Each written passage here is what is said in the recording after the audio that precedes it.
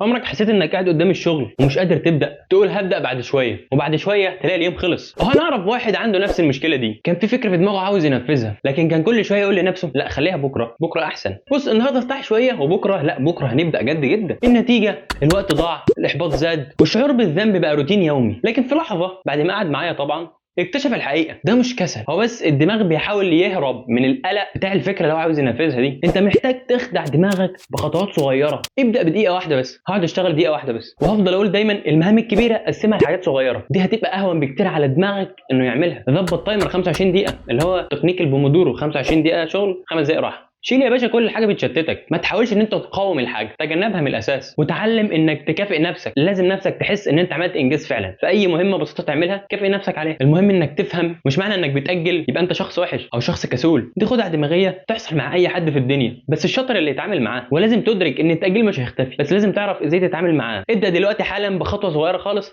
وركز على المهم.